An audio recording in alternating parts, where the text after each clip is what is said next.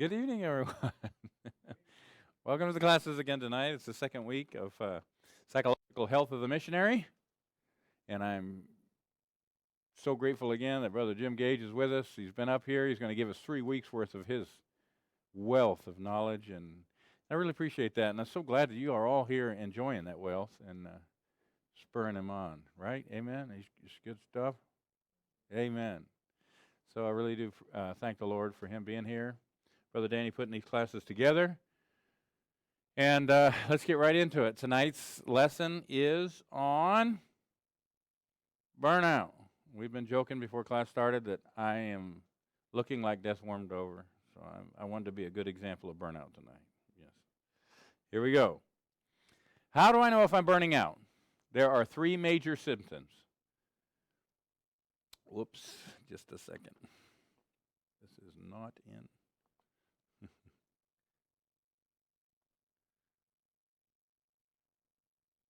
There we go. Okay. We're all good. Okay. Emotional exhaustion. Perhaps a better term for this is my new one, my new favorite, compassion fatigue. I really like that terminology. Compassion fatigue. It's not written up here, but emotional exhaustion is definitely tied to compassion fatigue. Doesn't that sound just like exactly what you feel like? You have given and given and given and given and given. You're had so much compassion on these guys, and they're not worth it.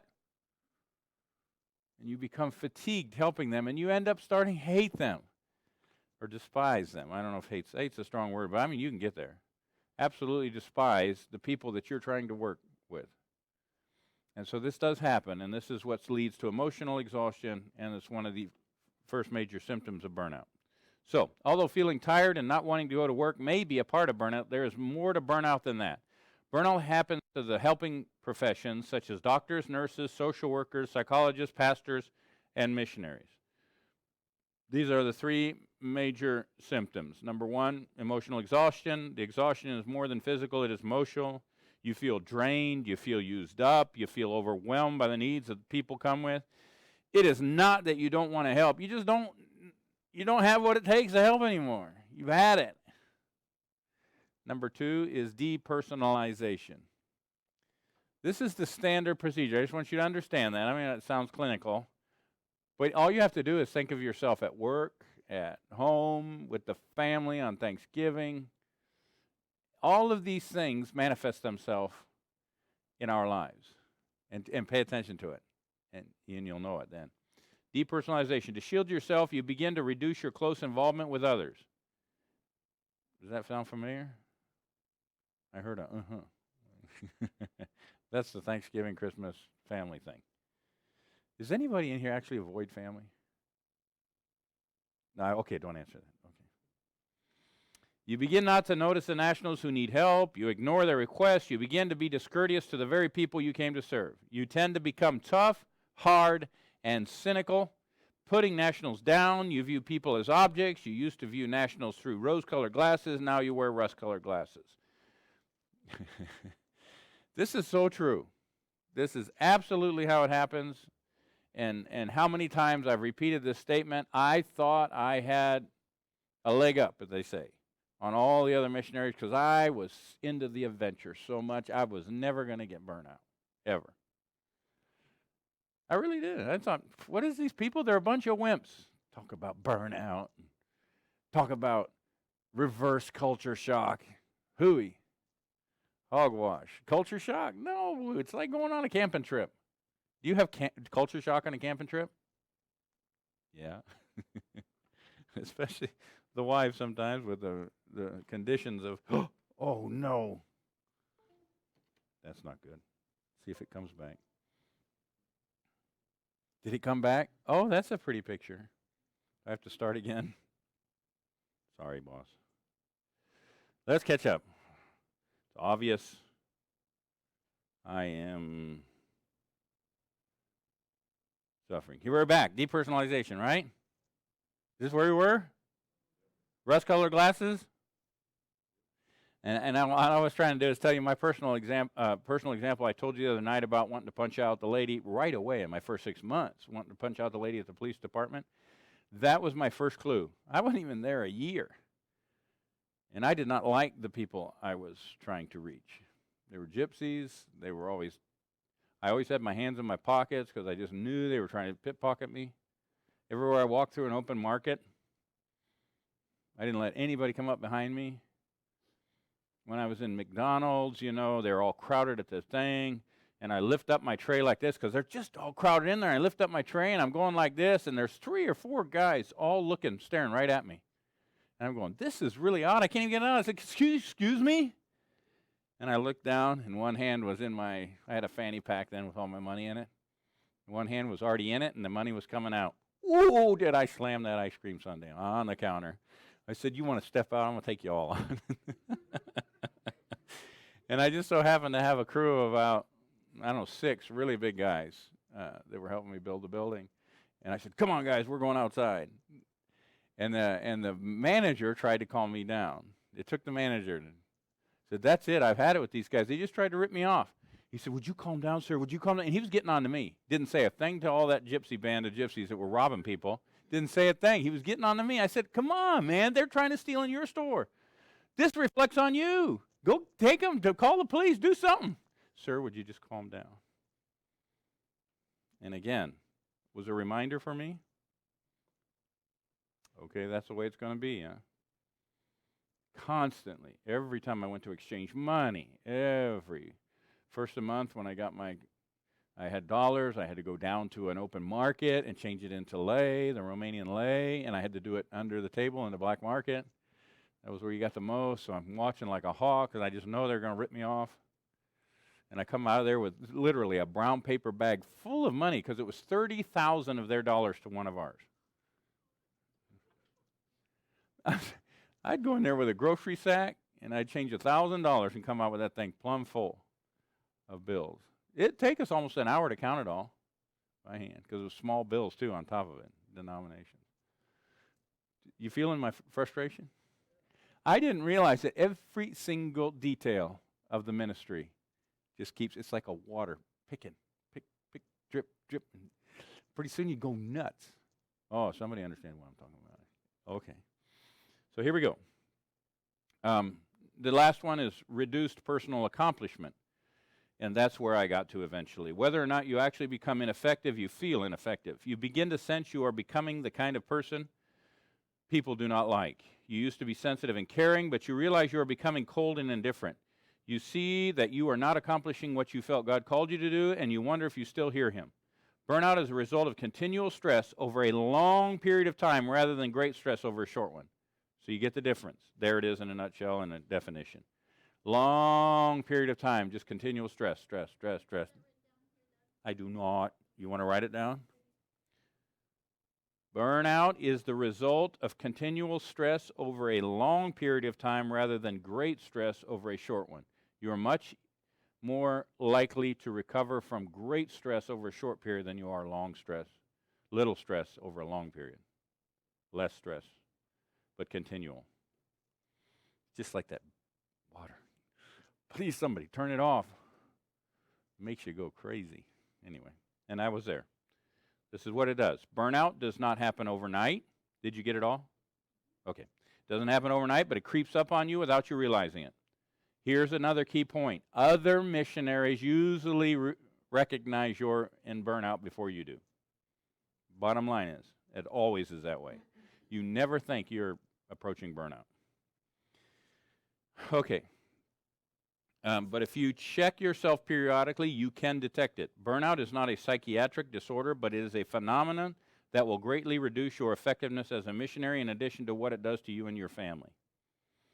I mean, you give up. I'm tired of cooking you a bunch of hoodlums. There's Mom, right?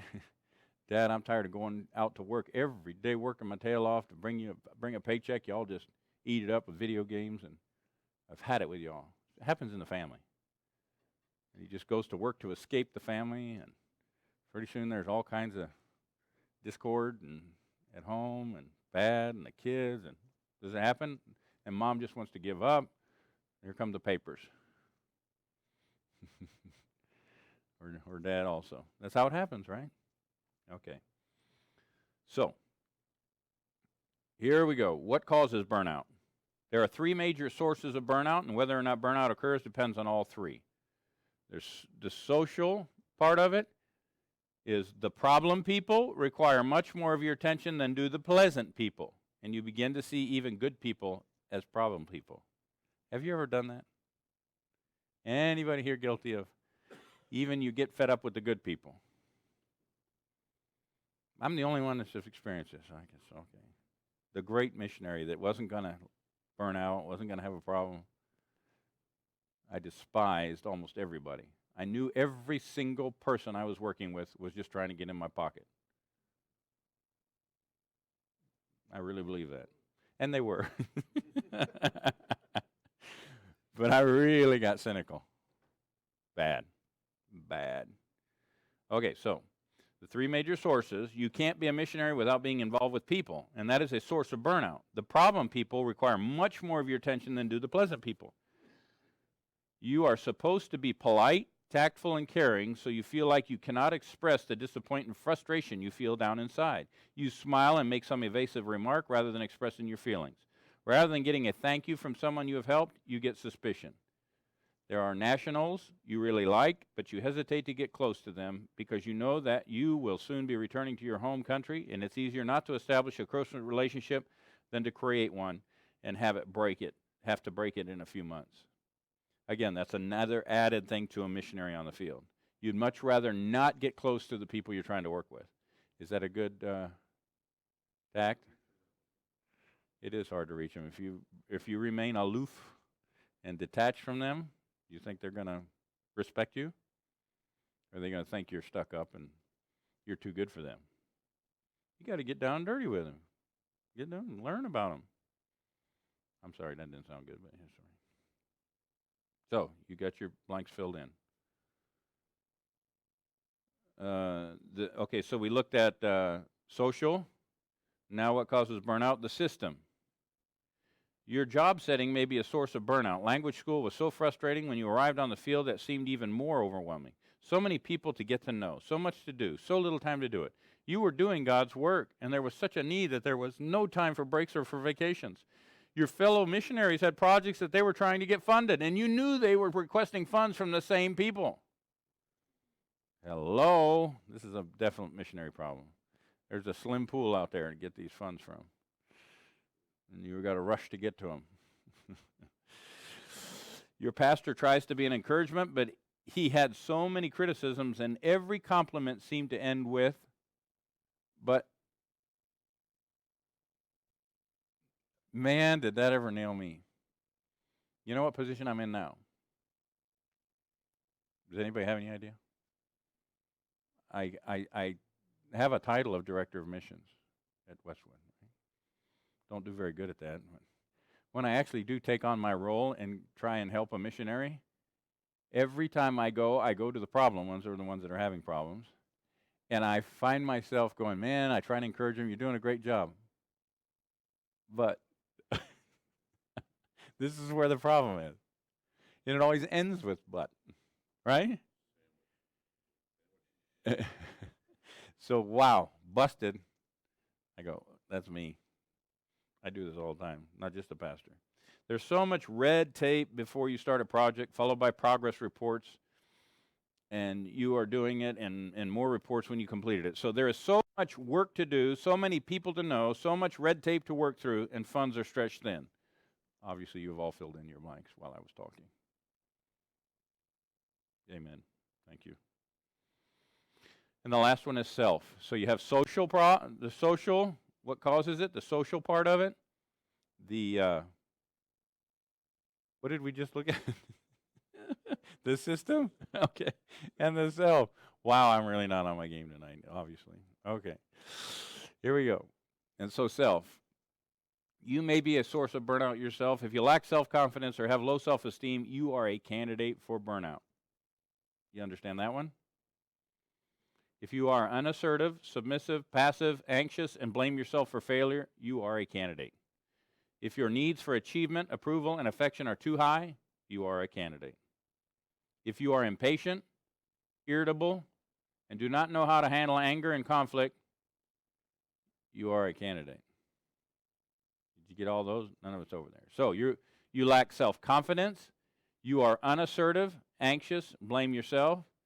Your needs for achievement are too high, and you are impatient and lack anger management.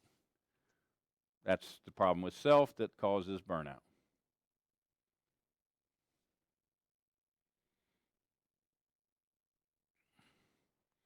So once again, we ask the question, can a really committed missionary burn out? Not only can committed missionaries burn out, but the more committed they are, the more likely they are to burn out. Set high expectations and burn out when reality sets in. That's what it says for your paper. If people slip through the screening process with major motives of travel and excitement, they can succeed at that quite readily. However, the more ideal missionaries are with hearts to win people to Christ, concern for others, and high expectations, the more likely they are to burn out. A related question is, can first-term missionaries burn out?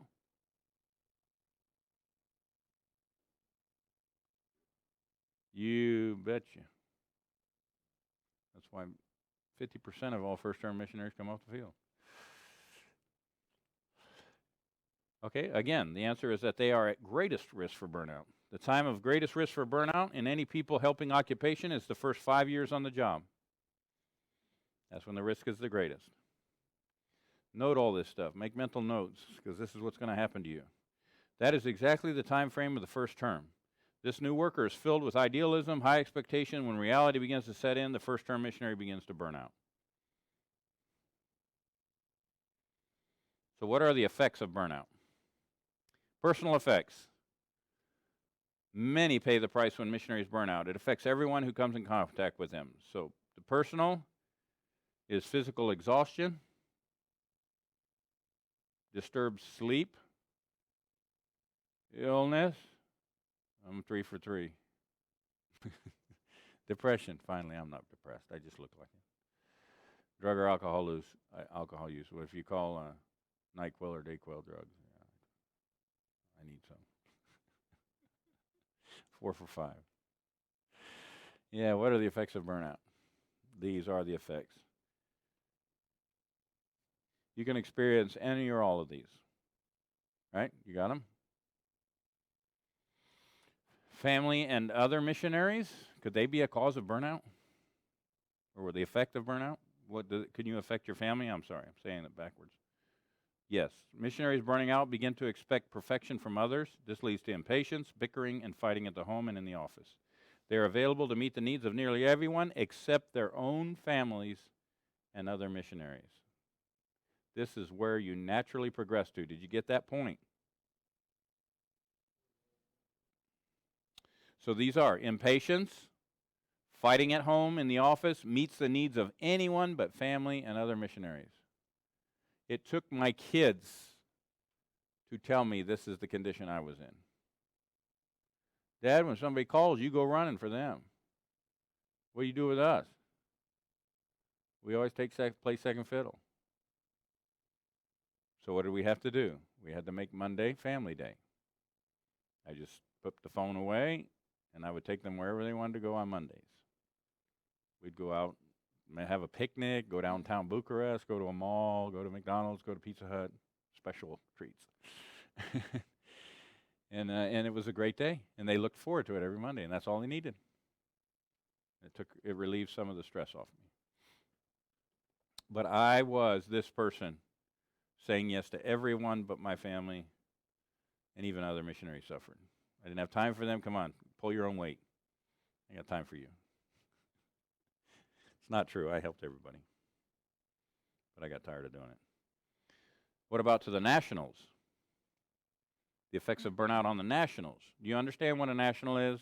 I hope everybody does. We've said this 456 times. A national is a citizen of the country you're in. Okay.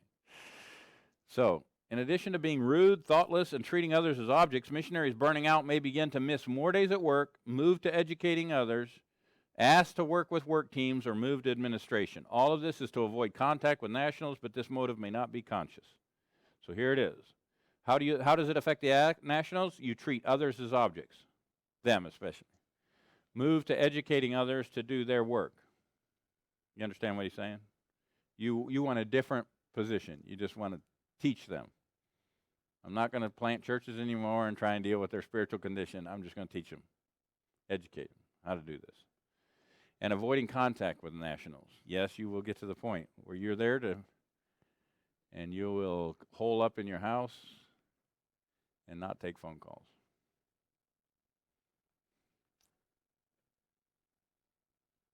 Can burnout be treated? Yes! Hallelujah. If caught in time, missionaries who burn out to the point that they actually leave the field are unlikely to return. Such people recover from their burnout, but they typically move into some other type of work. Therefore, it is important to detect burnout as soon as possible and take steps to prevent it from becoming any worse. When burnout is far along, you will likely know that you are burning out, but you are not likely to notice it in the early stages. So the best early warning system is not yourself, but others who are willing to point out symptoms of burnout in you. Of course, you are their best early detection system, so check up on each other regularly. It's a good system. Constantly be aware of the symptoms, take steps to prevent it. How do you do that? I'm glad you asked. Can burnout be prevented? Number one, set realistic goals and vary the way you do things. Don't get in the same rut, the same routine. That's a very simple way to get out of it. Make things fresh and new. You can do many things that will prevent burnout. Following are some suggestions. Set realistic goals, set specific goals so that you will know when you have achieved them. Of course, you want to save the world, but you are not going to do it alone. Don't get in a rut. Vary the way you do things so that they do not become routine.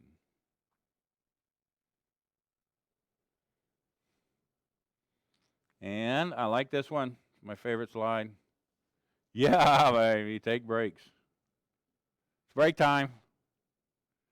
Coffee break, morning and afternoon. This is the gym schedule here. Lunch, don't catch up on work during that time. Leave the office. Get in your truck, go down the end of a road, veg out, eat your lunch, and take a nap. That's Brother Tim's process every day. It's great for your psychological health. It is. If you'd stay right there in the office and mull over while you're trying to have a sandwich in one hand and trying to still do work to save time, it's the worst thing you can do. And I do it all the time. The minute I get my dinner plate, instead of sitting down at the table with the family, I run into the computer room and try and hurry up and get some stuff done, like, cram for this class.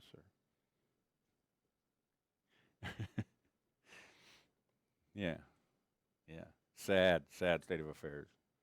It's all right. 3, 1 day a week, you were made to take a Sabbath. Leave town if you have to. And 4, gone on vacation. Vacations, you can't go all year after year.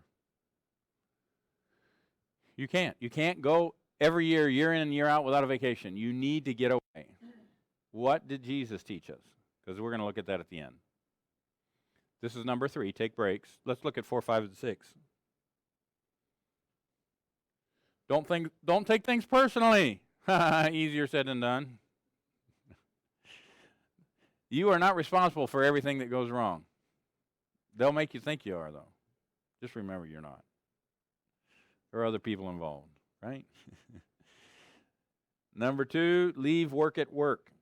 Leave your work at work. When you come home to your family, enjoy them. Don't do like me. Do as I say, not as I do. Nobody's listening. And this one I have mastered. Laugh at yourself. I believe that's the absolute key to any foreign mission work, cross-cultural mission work. You have got to learn to laugh at yourself. And laugh with them. They're going to laugh at you and with you. And enjoy it. Embrace it. That's what stops the majority of every missionary I've ever talked to. I'm embarrassed. I don't want to embarrass myself. I don't want to say something wrong. What if I say something really nasty? Because some words are really close. Hey, you could not possibly say anything worse than I said from the pulpit in the middle of a humdinger of a sermon. When I told people to go put their money up their butthole, I told women to stop playing with their thing. I told the kids we need to start a penis march. And I actually demonstrated it. Come on. They were on the floor on that one. They never let me live that one down, ever. They loved it. And so every anniversary, guess what they'd bring up? Can we have a penis march? A penny is pronounced pennies. Pennies, I said pennies. I said I didn't know the term for pennies in Romanian, but pennies is exactly how you pronounce penis in Romanian. Pennies. I'm going, come on, march, you march. And those little things, they were, oh, man. Anyway, loved it. Not only did they enjoy laughing at me, they made a notebook and called it Doug's Dictionary of all my made-up words. I really made like 130 words up, just fabricated words, put them together and made a word. It sounded right. And it was cool. I just kept going on, and I'd make up a word, and I'd see them busily writing something down, and I'd go, what happened there? Oh, another word I made up. And then after church, I'd have to get with them and say, what was wrong? What did I do? How did I do it? And it taught me a lot. It was a blast. And there is not another missionary, maybe Danny enjoyed it, but every other missionary I ever talked to, this was their pet peeve. This was their problem. This is what the brick wall they ran into. I'm not going to try until I know it. So I'm going to do, 2 more years of language study, and I'm not even going to preach my first sermon until I'm fluent. Don't do that. Don't do that. Man, get out there and try and buy a cucumber. How many times I got to repeat this? I don't understand. Well, you folks are going back to your host countries. You don't have this problem. But go try and go to another country and speak a foreign language, and you be combining and mixing your Creole or your French with Spanish or with something, and then it all comes out crazy, and they just laugh and laugh. What are you laughing at? You know what it's like. Or trying to learn English. I'm sure there was. You still have problems with it. No? Your perfect command of English, right? Yeah, no problem. You never say anything wrong in English, right? Well, yeah. Keep it up. And let us laugh with you. 7, have a support group. You need someone to encourage you and serve as a yardstick against which you can measure yourself realistically. Live a life of your own. Have some hobby or activity that you just enjoy doing regularly. So having a support group and a hobby, what does that mean, literally? What is that really doing? Is it good to be able to talk out your issues instead of holding them in? That's what a support group's for, just to get it unloaded. Whether you resolve anything or not, you feel better when you unload. Is that true? You keep stuff pent up, and it's not good on the health. So, and then number 2, have a hobby. What does that do? Takes your mind off of the problem you're having, right? So do something you really enjoy and just get after it and tune everybody out for a little while. Take you a break from reality. All right, and this is the best slide of them all. Follow the example of Jesus and take time for a drink of water. Huh? All of these things are easier said than done, but they can be done. Jesus modeled this for us in a well-known cross-cultural incident in John chapter 4. He was tired from his trip, so he sat down by the well and sent his friends shopping for lunch. You remember the story.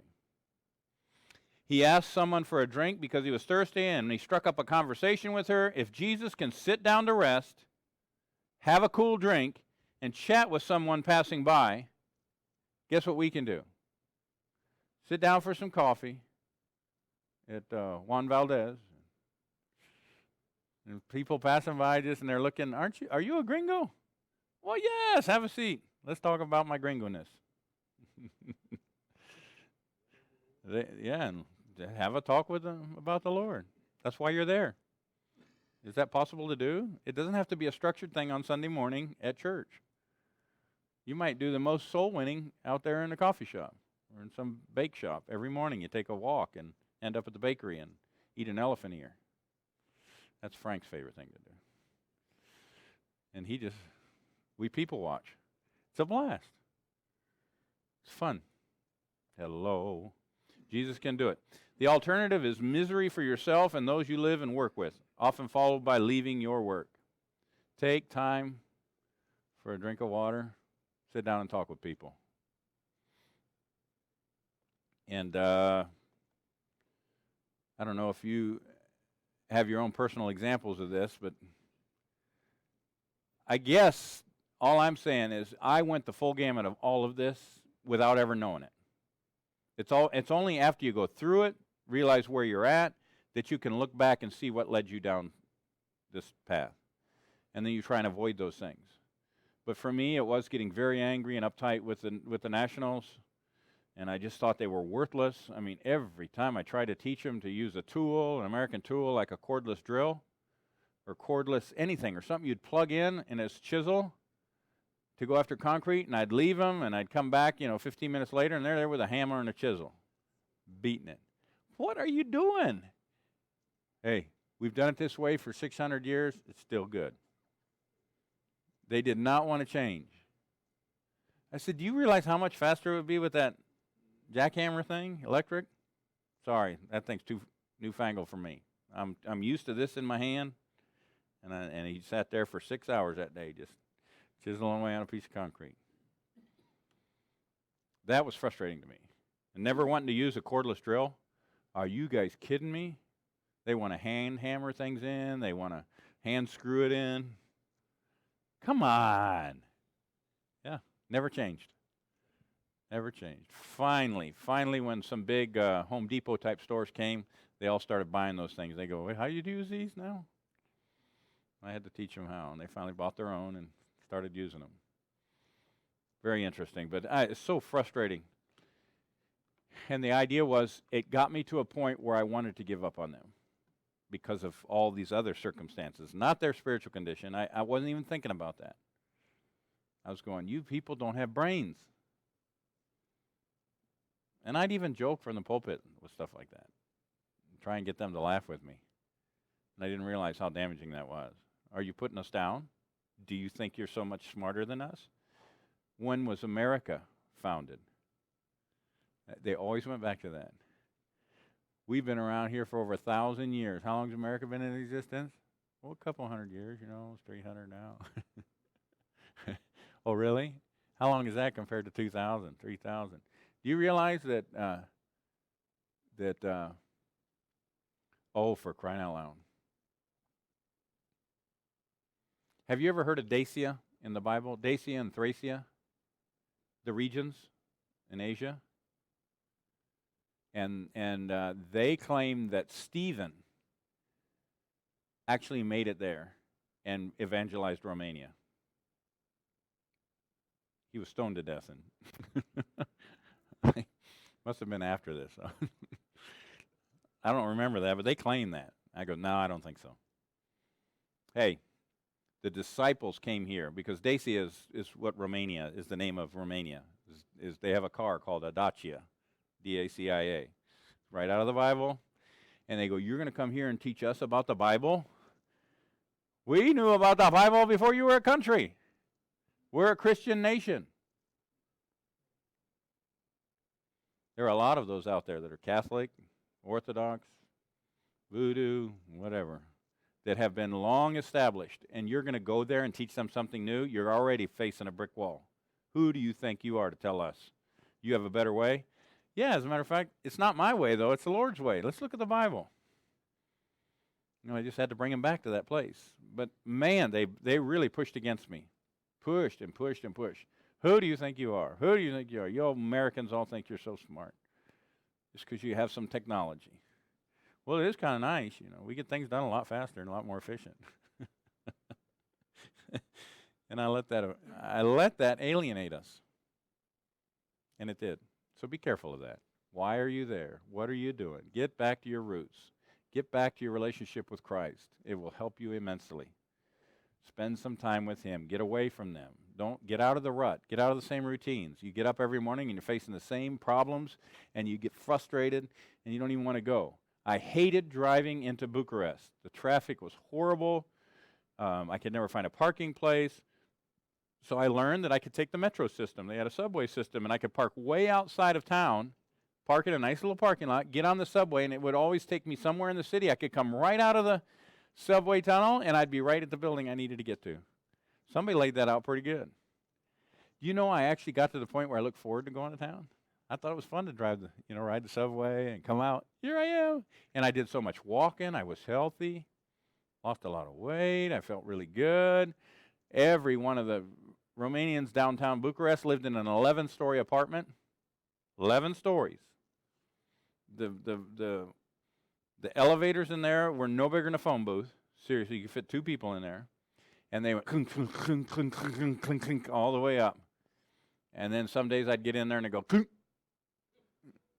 And some of my members or some people would live on the 8th floor, the 9th floor. Guess what I had to do? Up the stairs. Does any American you know do stuff like that anymore? Don't say yes, because you don't know. Number one, we quit building tall buildings around here, right? And every 3-story building has an elevator in it. It's what you get in and do. We're a bunch of wimps. I loved it. I embraced it. I ended up enjoying it, and I went with it. But at first, no, I was frustrated every day and came home, and I said, honey, we've got to buy a dog so I can kick it. Sorry. I want to come home and kick the cat. I didn't do it. Don't believe it for a minute. But we took in strays all the time. We had stray dogs from everywhere. And that is the capital of stray dogs in all of the world. Oh, it's awful, the amount of stray dogs there. And they won't euthanize them. So anyway, I've said all that to say I ended early.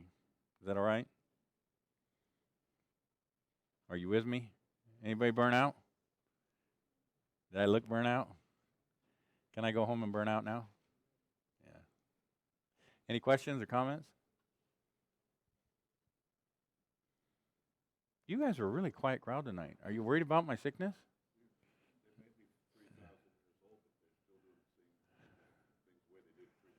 They do. They never improved.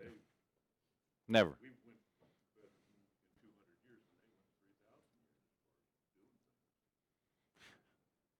It is a source of frustration, believe me. I just shake my head at them. I didn't want to talk to them. I didn't want to be with them. But I got over it. And then on top of that, let me just add this, because on top of that, guess what you're also going to face? And I've talked about this in practicalities. You're going to face your young preacher men, your preacher boys.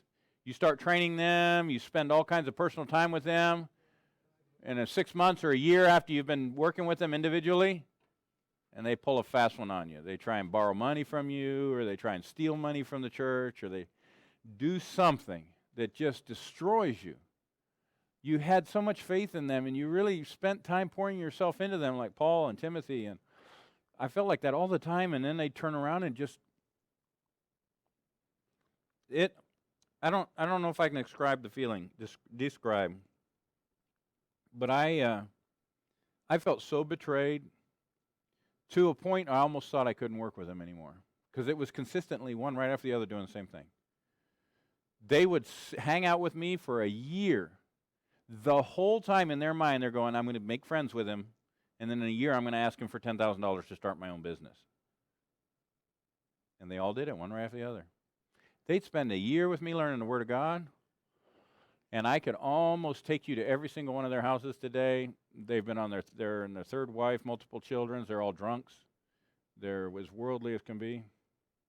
They totally gave up on church and God after they couldn't get their loan. They knew I was their ticket out of there, or I didn't get them a visa to go back to the States. There you have it. It's a reality. I face that. So that adds another dimension to your burnout. You go, why do I bother? You know why you bother? Because the Lord called you there. Make sure his calling and election sure, and he does not repent. He doesn't make mistakes. If he called you there, he's got a reason for it. Hang in there through the valley. One day you'll be back on the mountaintop. It's going to be great.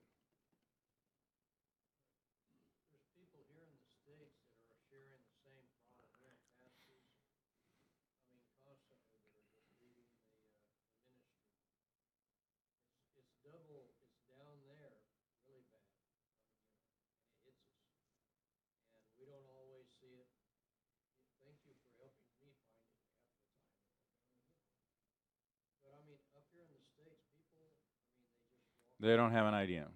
And especially, we call this the honeymoon trips. When you go on a short-term mission trip, everything's taken care of for you.